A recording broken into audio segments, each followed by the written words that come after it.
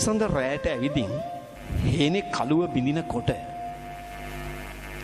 මේ ගීතේ කතා කරන්න ගියොත් එක දවසක් ඕන මේක ගීතයකට. හොඳයි අපි මේ විනාඩි 5ක් ගත්තට ඒ ගීතෙම එක තැනක් විතරක් අල්ලන්න. ඔබ අහලා තියෙනවා සුදු අසු පිට නැගලා සුදු අශ්වය පිට නගින්නේ අනංගය.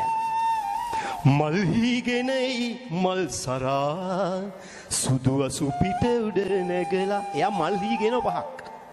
මීයඹ රත්අශෝක දැසමන් මලක් වගේ දැසමන් මල. මීයඹ වනයේ මීයඹ මල. ඒවා අනංගයගේ මල්. උක්දණ්ඩ තමයි යාගේ දණ්ඩ. යොත මීමැසි වැලක්. මීයඹ කන්න ගිරවුනි එන්න එපා. හෙට එන්න එපා මීයඹ ගන්න. මීයඹ මේ ලෝකේ දැන් ගමේ රටේ අතුරුදහන් නේද? මීයඹ නෑ නේද? 80 ගණන් වල තියච්ච මීයඹ දැන් තියෙනවද? අල්පෝන්ස තියෙනවා, කරත කොළඹන් තියෙනවා. මීයඹ නෑනේ. ඇයි?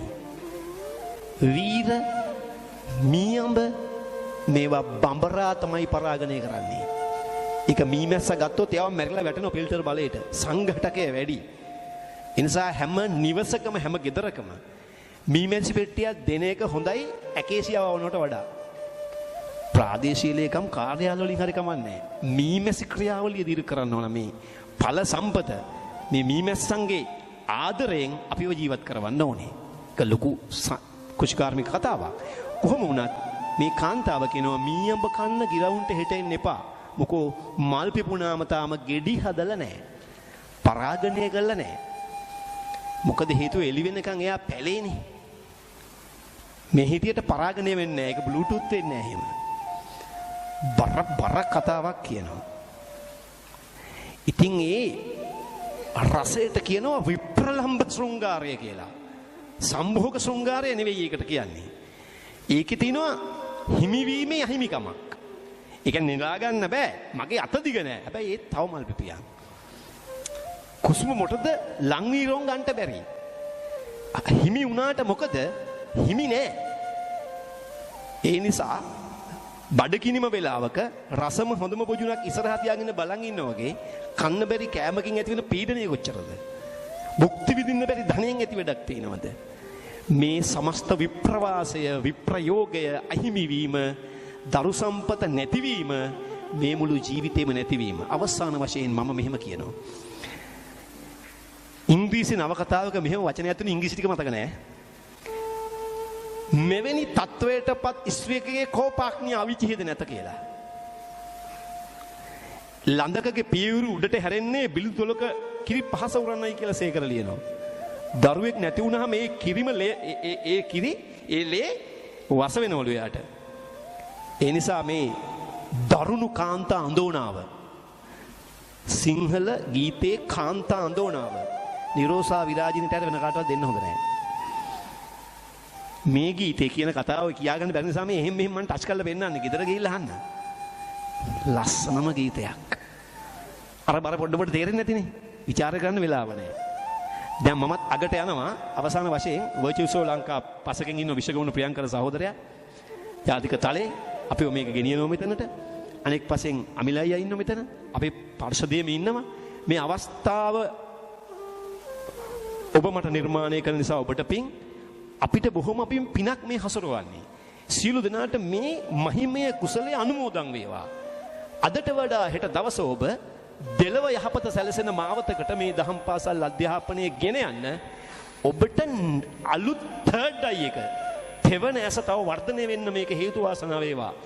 පෙර ගායනය නිරෝෂා විරාජනී අද මේ වේදිකාව ගීතවත් කරන්නට ආරාධනය කරනවා වත්මන් ගැයුම චතුරිකා මදුවන්ති ඔබටයි. පුන් සඳරයට ඇවිදින් හේනේ කළුව බිඳ. සඳරයට ඇවිදින් හේනේ කළුව බිඳ. රන් කෙඳි සේම රන්වන් නිරිඟු ඉඳින පද. තුන් යම හීන දැක දැක මුට දෙයි ගෙදර පිඳ. රන් කඳ තාම පැල් රකින්නවදෝ